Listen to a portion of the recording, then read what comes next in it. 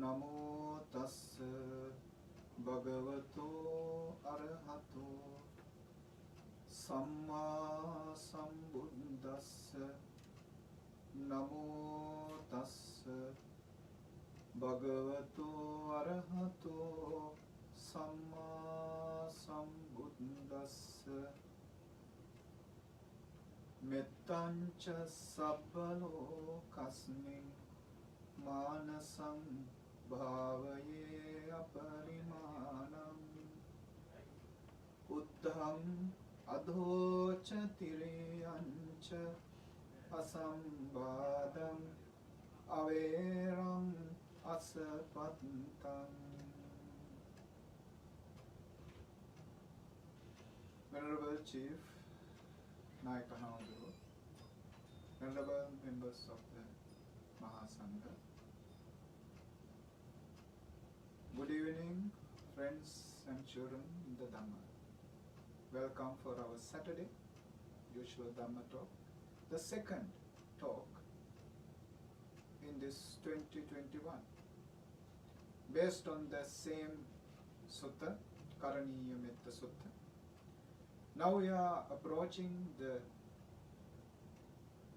finale of this series, but still we are talking of the cultivation of Metta, development of Metta, though now it is explaining the development of Metta to the level of the Brahmas living, Brahma Vihara.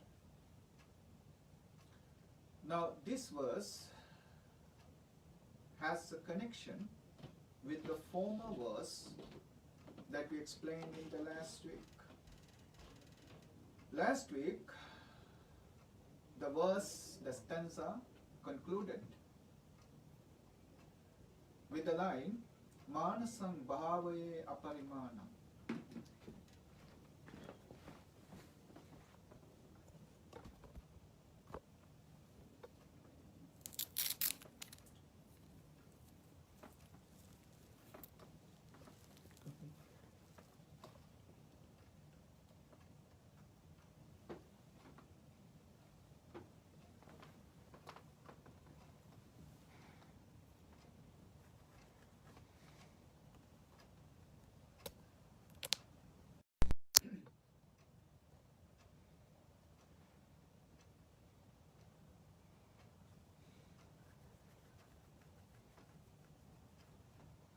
That the mind should be developed to the immeasurable state, infinite or illimitable state.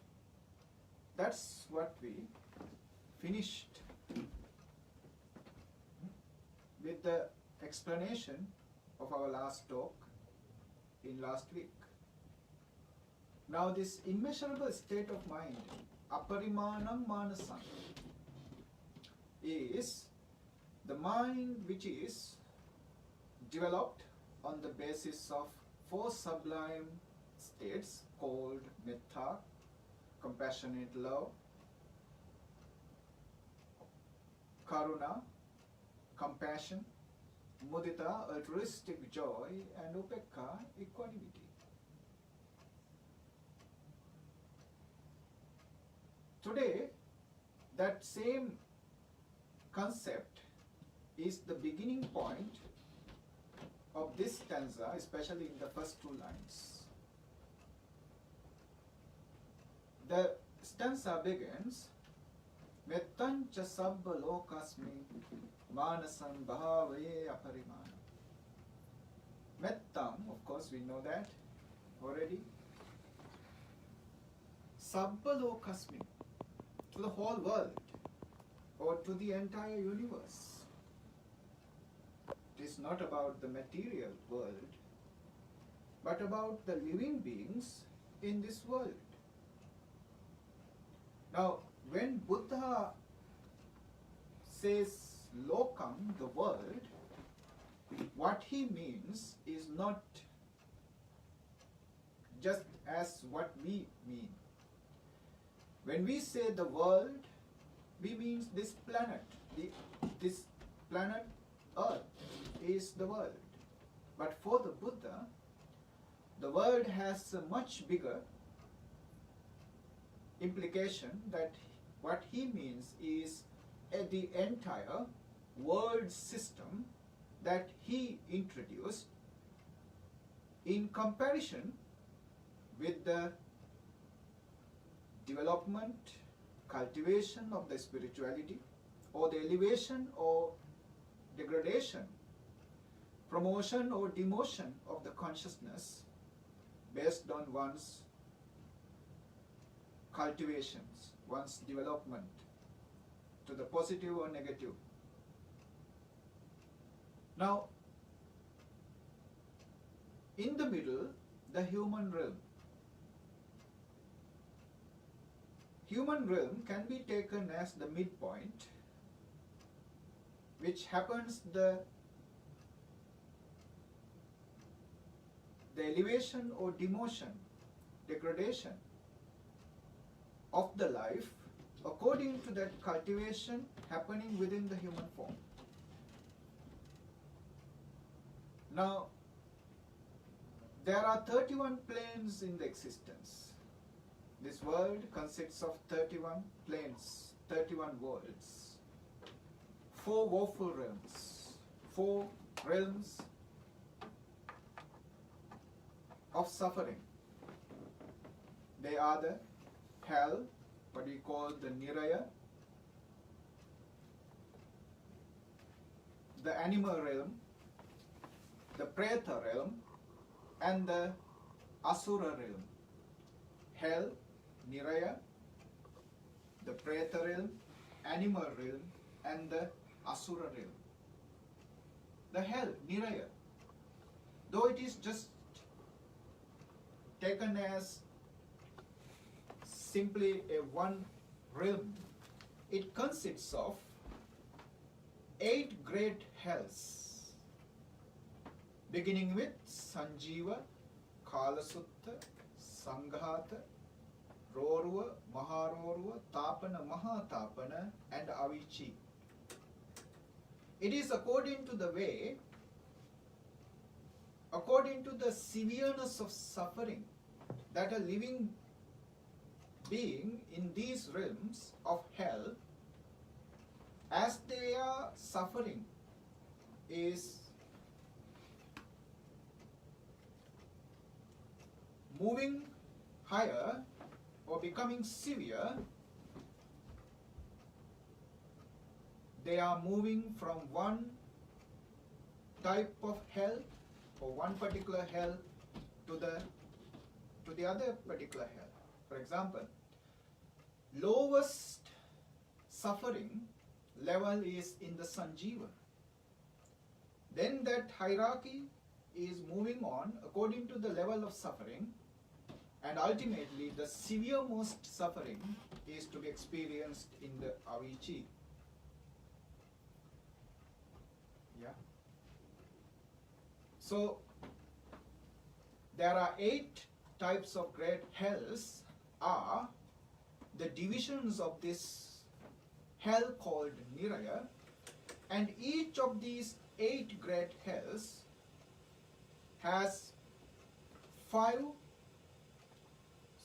minor hells around each of the sides of each hell. So therefore, one particular hell has 20 minor hells around these, each of the 8 great hells. Altogether, there are 168 hells. 168 hells are the consistency in the hell, what do you call the Niraya. So therefore the Buddhist universe, or the universe that the Buddha introduced, is so vast that we can observe, we can witness, we can notice it is explained very clearly in the commentaries in the Abhidhamma, how the beings who cultivated the negative energy within them are taken rebirth in these types of hells, and how they experience the severe, most painful experiences there. And then comes the animal realm, including birds, fish,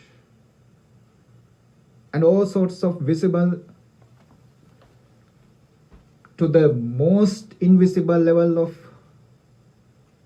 all sorts of animals in the world. Ranging from elephant to an ant. Billions and billions of living beings are there in the animal realm. Then comes the invisible realms of Preta and Asura. So these are the woeful realms. And then comes the sensuous, blissful realms, human realm and the divine realm, Deva Lokas. So Manusa Loka, the human realm, Chatum Maharajika, Tavatingsa, Yama, Tusita, Nimmanarati, Paranimmita Vasavatti. These are the divine realms with the human realm. So there are 7 realms, what do you call the blissful realms of sensual pleasures. Then comes the fine material realms. There are 16 Brahma realms. Brahma Parisajja, Brahma Purohita, Mahabrahma. Then Parittabha, Appamanabha, Abhasara. Paritta Subha, Appamana Subha, Subhakinha. Vehappala, Asanya Satta, Suddhavasa. Suddhavasa, pure abodes. These pure abodes are 5 in number. They are Aviha, Atappa, Sudassa, Sudassi, Akanita. So there are 16 realms of Brahma realms, we call them. They are the realms of the meditators who developed on the fine material jhanas, Rupavachara jhanas. 16 Brahma realms are there. Then comes the 4 immaterial realms, Arupavachara Bhumi, where there is no form but the consciousness exists. They are the infinite space, realms of infinite space who develop to that level of jhana. Realms of infinite consciousness, Vijnananchayatana Bhumi. Realms of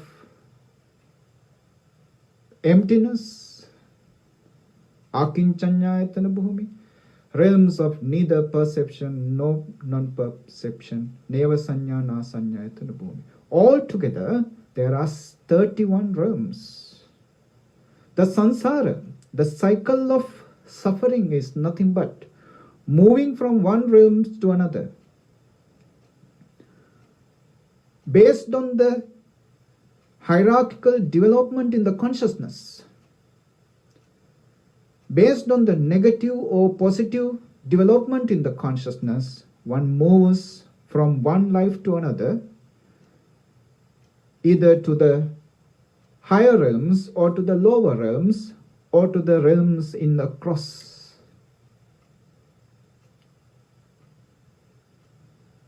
So when we say Manasang Bhavaya Aparimanam, the mind should be developed to the immeasurable level, it means the metta, the loving kindness in the mind, must encompass all these beings who are alive in all these realms, being visible or invisible to us. So in number, they are infinite. in number, in figures, they are immeasurable. So when your mind encompasses these immeasurable number of beings, it means your mind has to be immeasurable. So mettancha sabbalokasming, the maitri or metta in your heart must be encompassing all the living beings in all these realms. Is the idea in this first line of the verse. Mettancha sabbalokasming manasang bhavaya parimana should develop to that infinite level. How to develop? Can you encompass in one moment all the living beings in this world, in these 31 planes in the existence? It is impossible. You can develop gradually, step by step. Or you can develop in directions. In all the suttas that the Buddha teach about the metta, about the sublime abodes, about the Brahma Viharas, Buddha says, you radiate your love, your compassion to the directions. To the directions you radiate. In the sense, then all the beings in that particular direction is covered with your metta. They are being covered, they are being encompassed. Not to encompass the whole living beings in all these 31 realms at one go, but to encompass them based on the directions. So the second and the third line says, Uddham adhocha tiriyancha asambadam averam asapattam. You should develop your metta and radiate uddham, higher, above. Now we know what existences are above to us. They are the existences, realms of divine realms, fine material realms, immaterial realms. 6 divine realms, 16 fine material realms, and 4 immaterial realms are there. So Uddham, your metta develop, emanate, radiate, above, encompassing all the beings there. Adho, you radiate your metta to below, lower. The beings in the 168, the beings who are suffering in the realms of hell. 168 realms of hell are there. You radiate metta towards them. When you say adho, lower, you radiate metta to the lower realms. Tiryam, across north, east, west and south, encompassing all these directions, which inclusive of all the beings, humans, animals, all the beings are inclusive. Tiryam.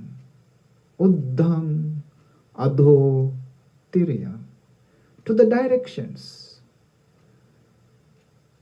You radiate your metta. This infinite metta.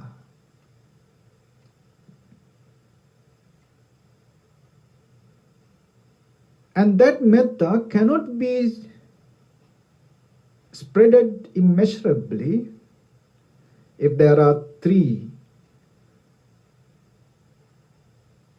hindering, obstructing, defilements are lurking behind your consciousness, hiding inside you.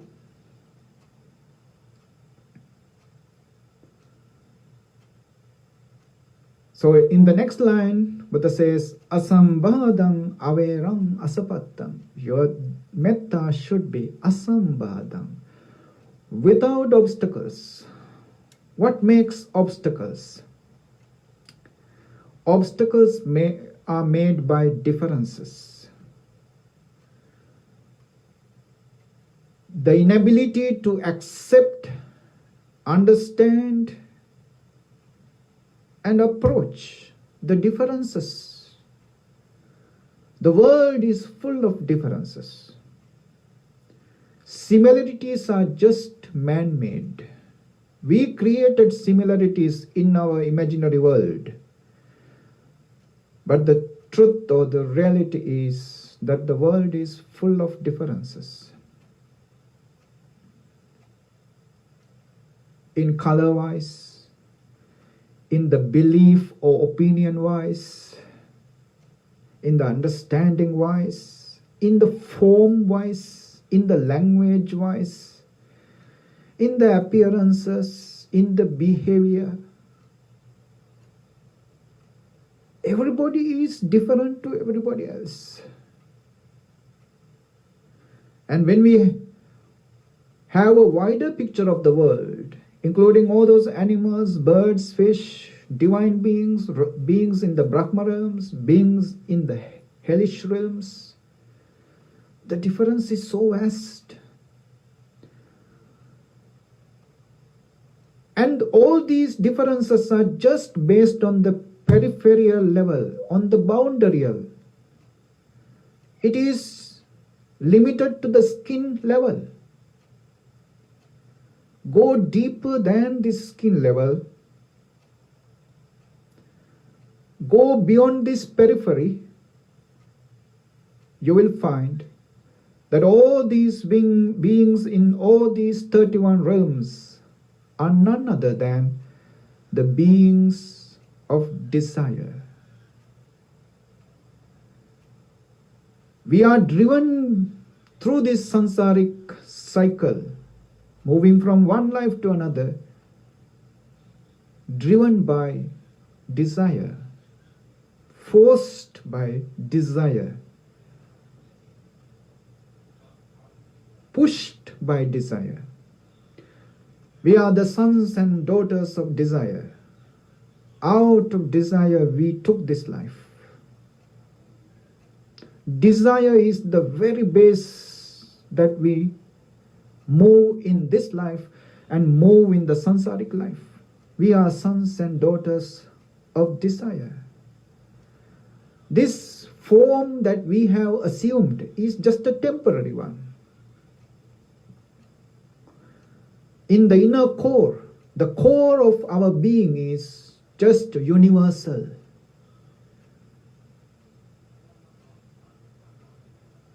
Similar to all, similar to everyone. There is nothing differences there. There is no something called differences. When we look at our inner being, inner self, the core of our being, the differences are just limited to the skin, just limited to the periphery, to the boundary. The inner being is just the same. So, a person who can be opened to that reality, to that truth, he will break the barriers of all those differences that we just mentioned. Asambadham. And in this world, there is no law, rule or regulation that everything should happen according to our likes, our preferences, our wish. The world doesn't work like that. Things happen and people does stuff that we don't like.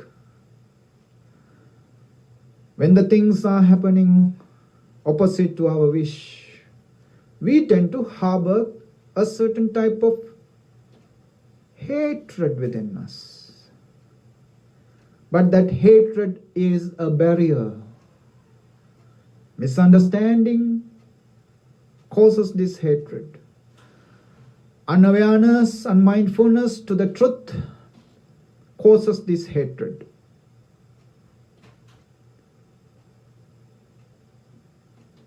Ignorance causes this hatred.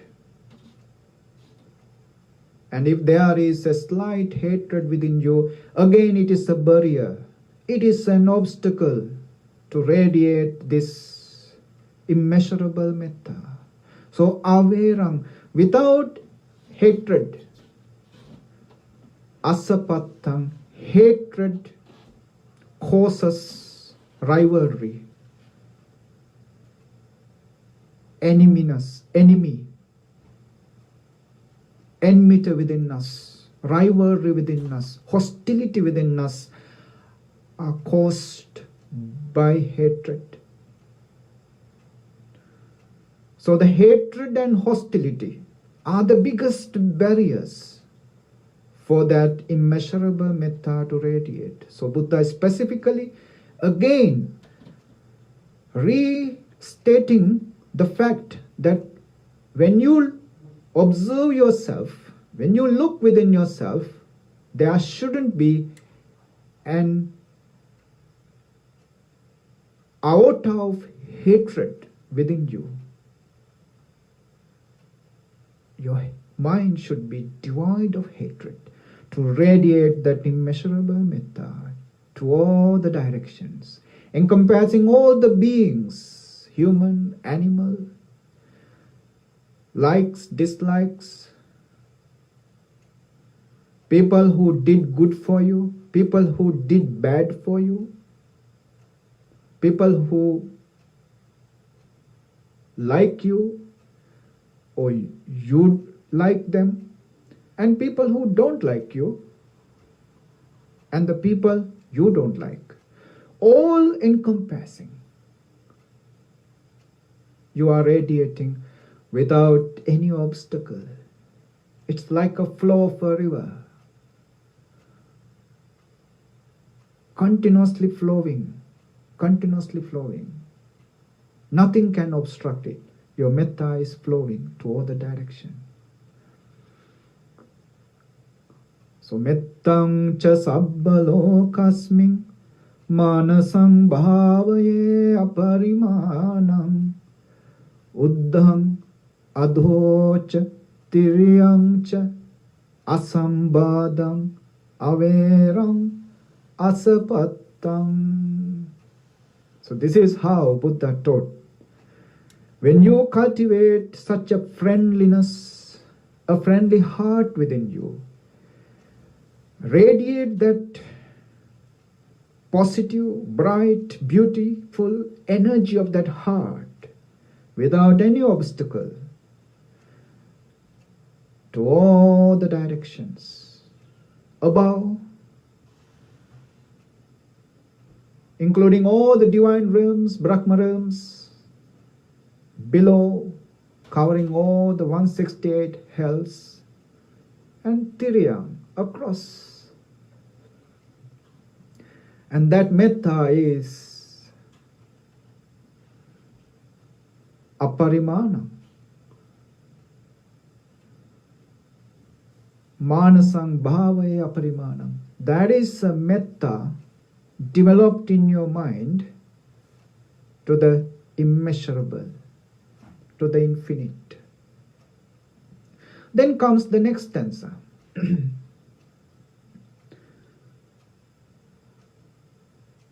Tittang charang nisinno va sayano va yavatassa vigatamiddho etang sating aditteya brahmametang viharang idamaho. Now this stanza explains how often that you have to practice to become the metta an art of living or way of life. Because that way of life is just the same as the way of life in the realms of Brahma. Now, Brahma is the creator God or simply the creator of the universe in the Hindu tradition. They had such a great esteem towards this concept of Brahma. Now, we have to remember, Buddhism grew up in an environment where the Hinduism is the dominant religion. All the people who came and ordained under the Buddha were Hindus. Even Buddha himself, Prince Siddhartha, took birth in a Hindu family. The tradition is Hindu tradition. Now, this Hindu tradition had this very strong concept of this creator God called Brahma. Brahma created the world. And Buddha has given this Hindu concept the Buddhist twist. Buddha says, love is Brahma, compassion is Brahma, mudita, altruistic joy is Brahma, upekha, equanimity is Brahma. Now the qualities of the Brahma can be developed in a human consciousness.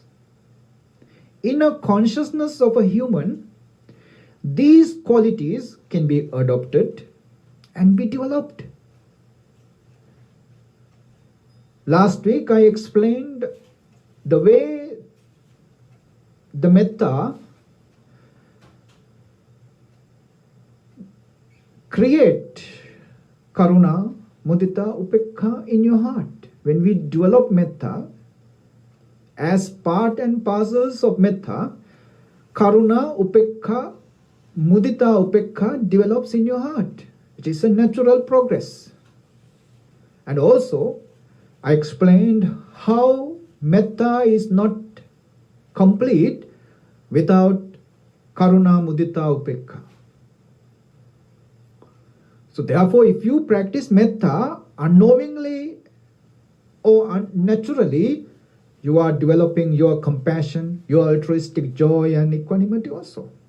When the Metta is getting stronger and stronger within you, other qualities of the Brahma also developing within you. Now Buddha says, if you develop your metta, your love, your friendliness in your heart so often, constantly, then by and by, your way of living will be similar to the way of living of the great Brahma. Because Brahma is none other than the individual who has these qualities of Metta, Karuna, Mudita, Upekha. In other words, where there is these qualities of Metta, Karuna, Mudita, Upekha, there is the Brahma. So if you develop while living in this human form, as a human, you develop these qualities, then your very living is in equal position of the living of the Brahma. You are living the Brahma way of life in the human life.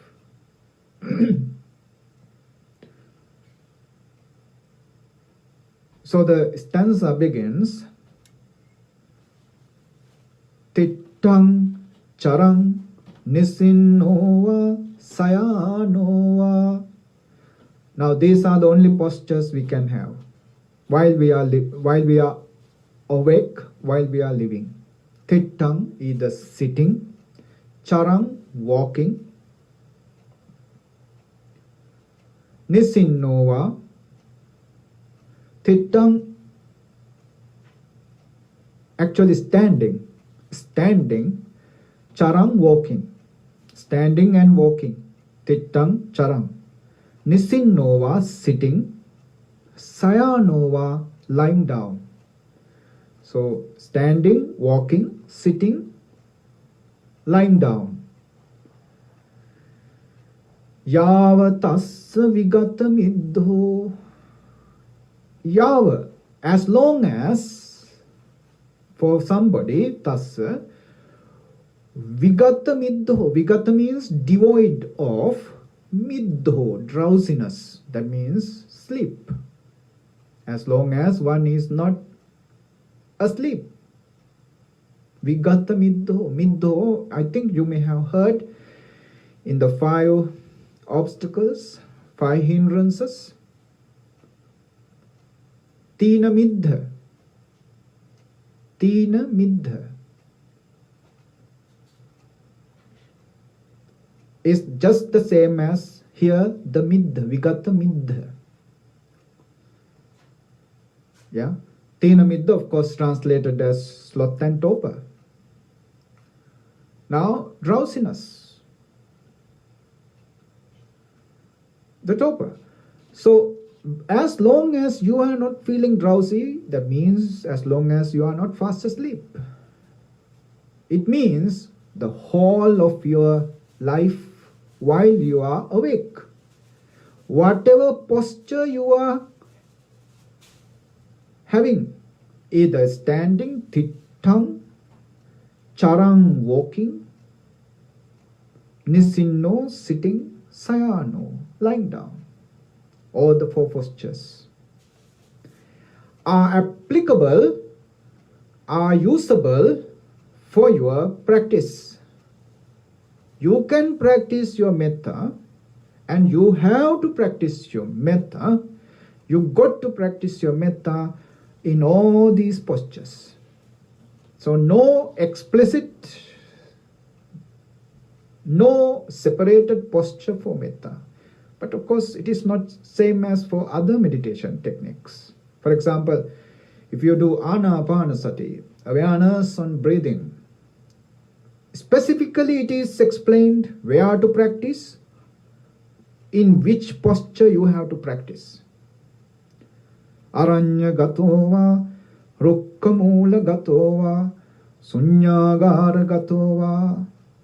You have to go to a place where there is quietness, silence, in a forest. No human voice is there. Human voice is the greatest disturbance for the silence, not the animals, not the birds. The bird's sound can be a lullaby for the silence, enhance the silence, not to disturb the silence. But a human voice, real disturbance. So where there is no human voice, in a forest, aranya gatova, rukkamula gatova, go to a tree there, sit under the tree.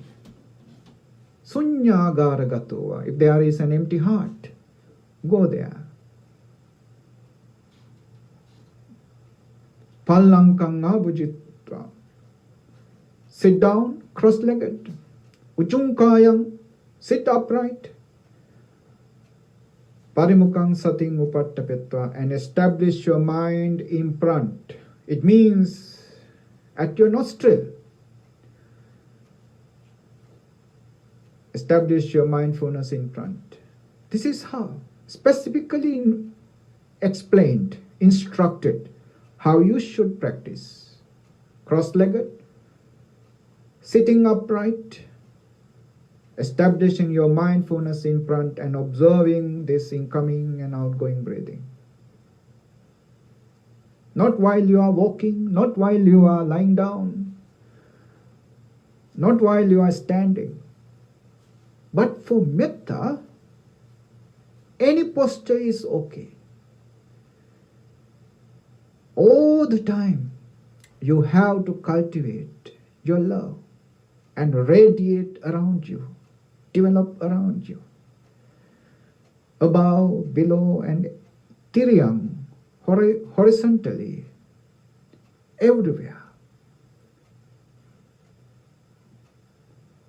If you continue to develop this metta in that frequency, in that regularity, what happened?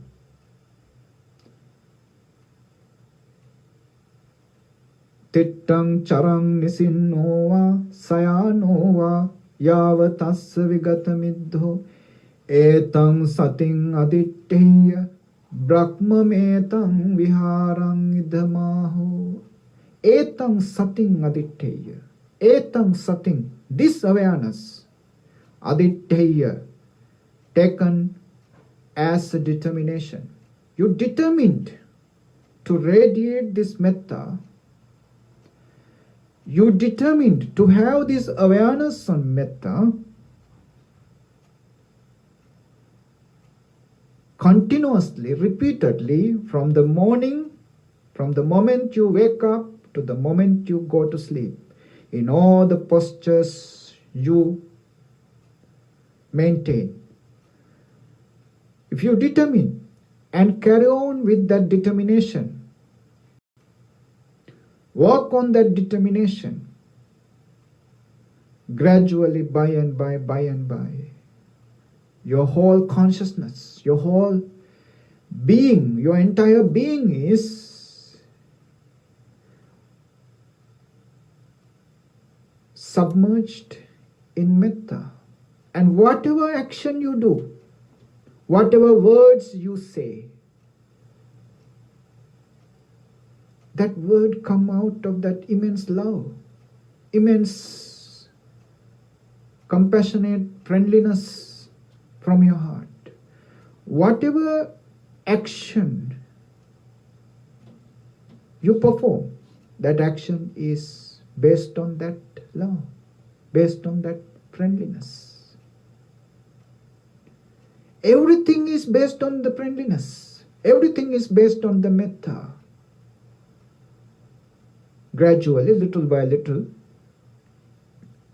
your whole life is swallowed, engulfed in metta. So Buddha says, Brahma metam viharang idhamaho. Etam viharang Brahma. Brahma metam viharang. Etam, this. Viharam Brahma, this is the living of the Brahma. You are living a life of a Brahma, either in this human realm, in this human form. Your life is just the same as the Brahma's life, Mahabrahma's life. Therefore, this is the kind of pinnacle, kind of finale, level of finale for the metta meditation. You develop that metta based on the disciplinary codes introduced in this sutta, and you gradually developed, little by little, to the final level where you live like a Brahma. Yeah. So, but we have to remember this. Buddhism has nothing to do with Brahma. There is no any introduction or any instruction given by the Buddha for you to do things, go to the Brahma realm. But this is the stepping stone. Stepping stone for the vipassana, for the development of insight. Samatha and vipassana. Now, so far we have been talking about the samatha faction of the metta. Metta developed as an object of concentration, samatha, to calm down, to quiet down, to create some merits in you. You'll be surprised. In Anguttara Nikaya, there is a sutta based on Metta. This sutta was specifically taught to the monks. And in this sutta, Buddha says, monks, don't be afraid to do meritorious deeds. Merits are not something to be afraid of. You have to develop your meritorious energy. And this is the instruction, how you can develop your merits. Then what does he instruct? He instructs cultivating metta. A metta has a cultivation. And this cultivation is one of the greatest merit. Maybe the greatest merit in the sense of greater than generosity, even greater than observing precepts,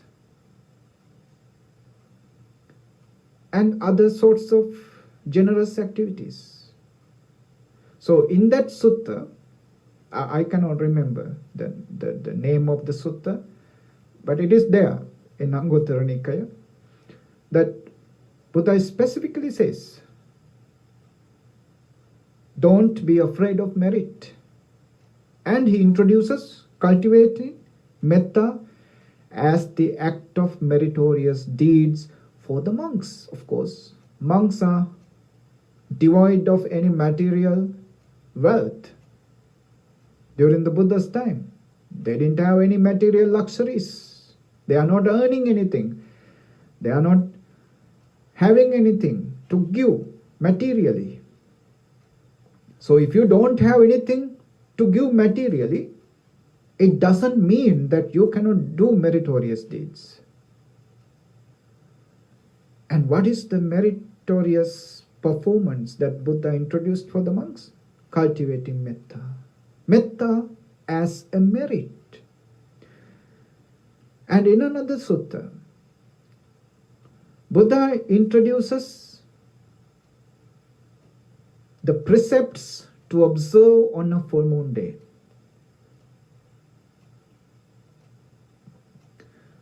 He introduces, of course, the 8 precepts the people usually observe. On the top of these 8 precepts, Buddha instructs people to observe the cultivation of metta on this day as the culmination of the observance of precepts, or to make the observing of the precepts a meaningful deed. Buddha says, I determine, I observe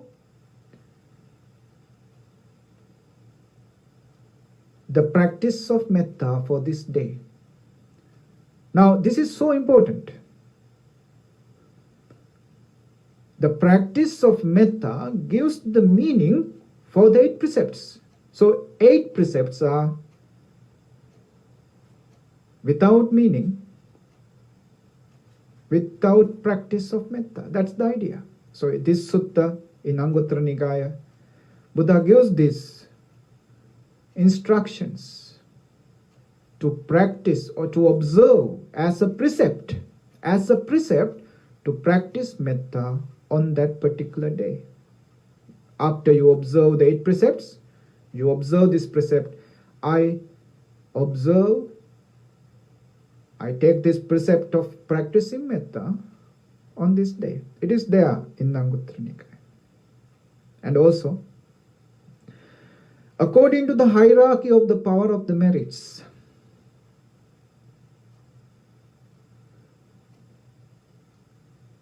Buddha lists the way a merit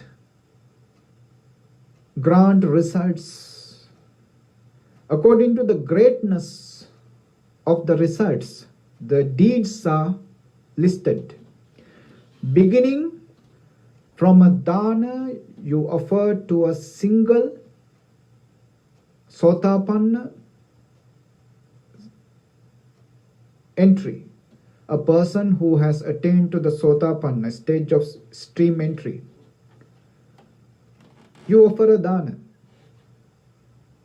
Beginning from there, it ascends to the generosity you practice towards the Buddha and the community of Sangha, then move on to the donation of a living abode or a living place for the monastics. Then, at the top of this list, Buddha presents Metta and also contemplation on impermanence. Practicing of Metta and the contemplation of impermanence are on the top of that list. Why this practicing of Metta is such important? Even beyond the generosity, morality and other rest of the meritorious deeds. Because your meritorious deeds will not bring you to the realm of Brahma. This is the highest realm that somebody can be born while practicing, while developing in the human realm. You can experience them while living as a human, and you can experience after your death. So, practicing of dana, practicing of sila will not give you that kind of experience while you are living. You cannot receive the experiences of the divine realms while as a human. But practicing of metta can give you the experience of the Brahma while you are living here, and for sure after your death, when you take rebirth there. So therefore, in the hierarchy of meritorious deeds, metta has the pinnacle. Practicing metta bears the pinnacle of meritorious deeds, because it gives you